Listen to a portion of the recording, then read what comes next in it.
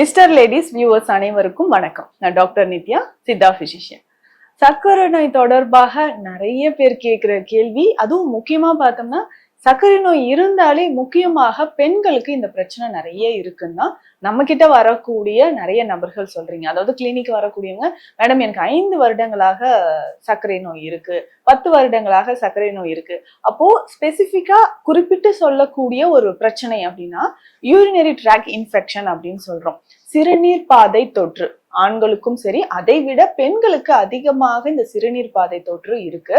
முக்கியமாக ஒரு 50 வயதை கடந்த பெண்களுக்கு, ஆண்களுக்குமே சரி, மெனோபாஸ் அதாவது மாதவிடாய் சுழற்சி நின்ற பிறகு பெண்கள் நிறைய பேருக்கு இந்த ப்ராப்ளம் இருக்கு, யூரினரி ட்ராக் இன்ஃபெக்ஷன் இருக்கு. பொதுவாகவே அதிகமான வெயில் இருக்கும்போது, கோடை காலங்களிலோ இல்ல மெனோபாஸ் முடிஞ்சு இருக்கக்கூடிய டைம்லயோ என்னன்னா உடல்ல ஒரு ட்ரைனஸ் ஏற்படும். முக்கியமாக இந்த வெஜனல் ட்ரைனஸ் அப்படின்றது பெண்களுக்கு ஏற்படும். ஸோ பிறப்புறுப்புகள்ல ஒரு எரிச்சல் இருக்கிறது, யூரின் பாஸ் பண்ணும்போது ஒரு எரிச்சல், ரொம்ப ஒரு ட்ரைனஸ் இருக்கிறது. இதனாலேயே பார்த்தோம்னா அடிக்கடி தொற்று ஏற்படுற மாதிரி இருக்கும். இதே மாதிரிதான் ஆண்களுக்கும் சர்க்கரை நோய் இருக்கக்கூடிய சிலருக்கு யூரினரி ட்ராக் இன்ஃபெக்ஷன் வந்துகிட்டே இருக்குங்க அப்படின்னு சொல்லுவாங்க. ஆண்குறியோட நுனியில கொஞ்சம் சிவந்து இருக்கிறது, வெடிப்பு வர மாதிரி இருக்குதுங்க, தாங்கவே முடியல. சில நேரங்கள்ல யூரின் பாஸ் பண்ணி முடிச்சதுக்கு பிறகு வெள்ளை ஒழுக்கு வர மாதிரி இருக்கு, ஒயிட் டிஸ்சார்ஜ் இருக்குங்க. இது செமன் கலந்து வருதா இல்ல இன்ஃபெக்ஷன்னால வருதான்னு எனக்கு தெரியல. சில நேரங்கள்ல ஒரு மாதிரியான ஃபவுல் ஸ்மெல் வருது, யூரின் பாஸ் பண்ணும்போது ஒரு பேட் ஓடர் வருது அப்படின்லாம் சொல்லுவாங்க. ஸோ இந்த பிரச்சனை சர்க்கரை நோய் இருந்தால் ஒரு சிலருக்கு உடல்ல ஸ்டாமினா குறைவாக இருக்கும் போது ஏற்படக்கூடிய ஒரு விஷயம்தான். இதற்கு என்ன பண்ணலாம்னா, நாளடைவில் ரொம்ப நாளா நமக்கு யூரினரி ட்ராக் இன்ஃபெக்ஷன் இருந்ததுன்னா கட்டாயம் நமக்கு சிறுநீரகங்கள்ல பிரச்சனை ஏற்படவோ, யூரினரி பிளாடர்ல இன்ஃபெக்ஷன் ஏற்படவோ வாய்ப்புகள் இருக்கு. இதுவுமே பார்த்தோம்னா ஒரு சிலருக்கு போஸ்ட் வைட் யூரின் அப்படின்னு சொல்ற ஒரு கண்டிஷன் இருக்கும். யூரின் பாஸ் பண்ணி முடிச்சதுக்கு அப்புறம் கொஞ்சம் சிறுநீர் நம்ம சிறுநீர் பையிலே பிளாடர்ல தேங்க ஆரம்பிச்சிடும். அந்த மாதிரி தேங்கும் பொழுது நமக்கு இன்ஃபெக்ஷன் நிறைய ஏற்படும். இது ஸ்கேன் எடுத்து பார்த்தோம்னா எவ்வளவு எம்எல் நமக்கு தேங்குது. முக்கியமா இது ஆண்கள் நிறைய பேருக்கு இந்த ப்ராப்ளம் இருக்கும். அப்ப சர்க்கரை நோய் இருந்தா சொல்லவே வேண்டாம், இன்ஃபெக்ஷன் நமக்கு தொற்று மிக எளிதில் பரவுவதற்கான வாய்ப்புகள் இருக்கு. ஸோ இதனோட சேர்ந்தே அடுத்ததாக பார்த்தோம்னா கால் பாதங்கள்ல எரிச்சல், மதமதப்பு ஏற்படுறது, இது எல்லாமே இருக்கும். கால் பாதங்கள்ல உணர்வே இல்லாத மாதிரி ஒரு நிலை. ஸோ கண்டிப்பா எனக்கு கால் பாதங்கள்ல உணர்வே இல்லைங்க, ரொம்ப மறுத்து போற மாதிரி இருக்கு, இப்படி எல்லாம் சொல்லுவாங்க. ஸோ இதை சரி செய்யறதுக்கு நம்ம எளிமையாக என்ன பண்ணலாம்? ஏற்கனவே நான் சுகருக்கான மருந்துகள் சாப்பிட்றேன், இன்சுலின் போட்டுட்டு இருக்கிறேன், பரவாயில்ல. அதனோடு சேர்ந்தே சித்த மருந்துகள் எடுக்கலாம். சிலருக்கு இருக்கக்கூடிய டவுட், நான் இந்த மெடிசன் எல்லாம் சாப்பிட்டுட்டு இருக்கேன் இல்லையா, ஏற்கனவே இந்த மருந்துகளோடு சேர்த்து சித்த மருந்துகள் சாப்பிடலாமா, இல்ல சித்த மருந்துகள் சாப்பிடும்போது ஏற்கனவே நான் எடுத்துட்டு இருக்கக்கூடிய மருந்துகளை கம்ப்ளீட்டா விட்டுறலாமா, அப்ப சித்த மருத்துவத்தின் மூலமே இது குணப்படுத்தி நான் முழுவதுமாக குணம் அடைய முடியுமான்ற ஒரு டவுட் இருக்கும். முதல்ல நம்ம டயக்னோஸ் பண்றோம்னு வச்சுக்கோங்களேன். இப்பதாங்க ஃபர்ஸ்ட் டைம் நான் டயக்னோஸ் பண்றேன், பிளட் சுகர் இருக்கு அப்படின்றதே எனக்கு தெரிய வருது. இல்ல பார்டர் லைன் டயபெட்டிஸோ இல்ல ப்ரீ டயபெட்டிக் ஸ்டேஜ்ல இருக்கிறீங்கன்னா ஃபர்ஸ்ட் டைம் ஸ்டார்ட் பண்ணும்போதே சித்தா மெடிசன் ஸ்டார்ட் பண்ணிட்டோம்னா நமக்கு ரொம்ப குறுகிய காலத்திலேயே அதோட சிம்டம்ஸ் குறைந்து சர்க்கரை நோய் நல்லாவே குறைஞ்சி நார்மல் வர நிறைய வாய்ப்புகள் இருக்கு. இல்ல நம்ம ஒரு 5-6 வருடங்களாக குறிப்பிட்ட கால அளவுக்கு நம்ம மருந்து மாத்திரைகள் எடுத்துக்கிட்டே வந்துட்டு இருக்கிறோம், இதனோட சித்த மருந்துகள் எடுத்து அதுக்கப்புறம் தான் அதை நம்ம கம்ப்ளீட்டா நம்ம கியூர் பண்ண முடியும். சர்க்கரையோட அளவும் ரத்தத்துல சர்க்கரையோட அளவும் கட்டுக்குள்ள வருது அப்படின்னு சொல்லலாம்.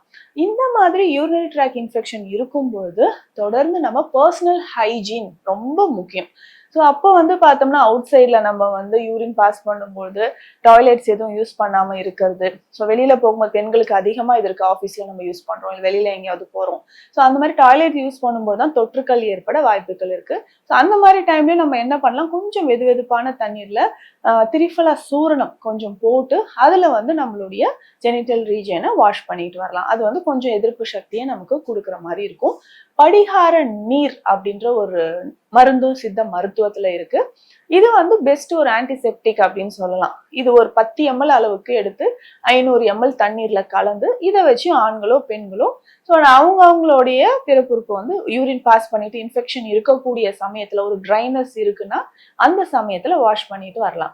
ஸோ இதனோட ஒரு முக்கியமான ஒரு கஷாயம், இது வந்து சர்க்கரையும் குறைக்கும், அதே சமயத்துல யூரினரி ட்ராக் இன்ஃபெக்ஷனையும் நமக்கு குறைக்கும். ஸோ அந்த மாதிரி ஒரு முக்கியமான ஒரு கஷாய வகை நான் சொல்றேன். இதுல என்னென்ன மூலிகைகள் சேருது, நம்மளோட கிளினிக்ல ஸ்பெஷல் மெடிசனா இது நம்ம கொடுத்துட்டு இருக்கோம். சுகர் பேஷண்ட்ஸ்க்கு வந்து நம்ம கொடுத்துட்டு இருக்கிறோம்.